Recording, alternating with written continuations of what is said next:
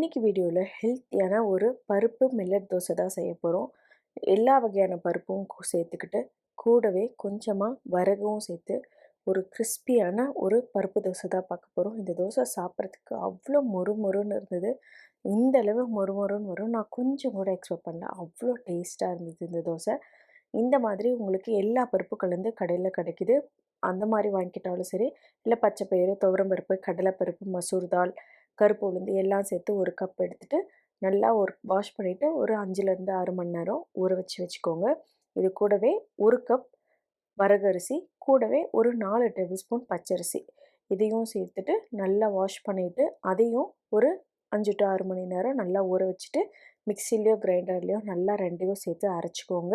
அரைச்சிட்டு அதை ஒரு 4 மணி நேரம் தனியாக வச்சுருங்க. அப்படியே இருக்கட்டும். அதுக்கப்புறம் ஒரு மிக்சி ஜாரில் ஒரு கை சின்ன வெங்காயம், சுடு தண்ணியில் ஊற வச்சு ஒரு 10 வரமிளகா போட்டுக்கோங்க. அப்போ தான் மிளகா நல்லா மசியும். அது கூட ஒரு டீஸ்பூன் சீரகம் போட்டுக்கோங்க.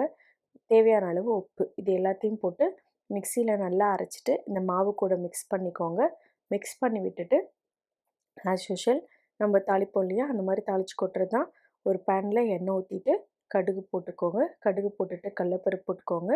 கடலப்பருப்பு நல்லா செவந்ததுக்கு அப்புறமா கருவேப்பிலை, கொஞ்சமாக பெருங்காயம், அது கூடவே கொஞ்சம் மஞ்சத்தூள் இது எல்லாத்தையும் போட்டுட்டு நல்லா செவந்ததுக்கப்புறம் ஆஃப் பண்ணிக்கோங்க. ஆஃப் பண்ணிவிட்டு இதை அப்படியே மாவில் கொட்டிட்டு கூட கொஞ்சமாக வாசத்துக்கு கொத்தமல்லி தழை போட்டுக்கிறோம். போட்டுட்டு எல்லாத்தையும் நல்லா மிக்ஸ் பண்ணிக்கிறோம். மிக்ஸ் பண்ணி விட்டுட்டு ஆஸ் யூஷுவல் நம்ம தோசை பேன் வச்சுட்டு தோசை ஊற்ற வேண்டியது தான். இப்போ நான் தோசை ஊற்றுறேன். இந்த மாதிரி பேன் நல்லா காஞ்சதுக்கப்புறம் நம்ம எப்பயும் போலயே தோசை ஊற்றுறோம். இந்த தோசை சாப்பிட்றதுக்கு அவ்வளோ கிறிஸ்பியாக டேஸ்டியாக இருக்கும். நீங்கள் இதுக்குன்னு சாம்பார் செய்யணும், அவியல் செய்யணும் எதுவுமே அவசியம் கிடையாது. ஒரே ஒரு தேங்காய் சட்னி போதும். ஏன்னா தோசை அந்தளவு கிறிஸ்பியாக வரும். அதனால் வேறு எதுவுமே தேவைப்படாது. இந்த மாதிரி கிறிஸ்பியாக தோசை சுட்டு கொஞ்சம் ஹெல்த்தியாக நம்ம வீட்டில் இருக்கிறவங்களுக்கும் நம்ம கொடுத்தா அவங்களும் ஹாப்பி, நாமளும் ஹாப்பி. கண்டிப்பாக இந்த தோசையை ட்ரை பண்ணி பாருங்கள். இந்த வீடியோ பிடிச்சிருந்துச்சின்னா மறக்காமல் தமிழ்ஸ் கிச்சனை சப்ஸ்கிரைப் பண்ணிக்கோங்க. உங்கள் ஃப்ரெண்ட்ஸ் அண்ட் ரிலேட்டிவ்ஸ்க்கு இந்த வீடியோவை ஷேர் பண்ணுங்கள். தேங்க்யூ.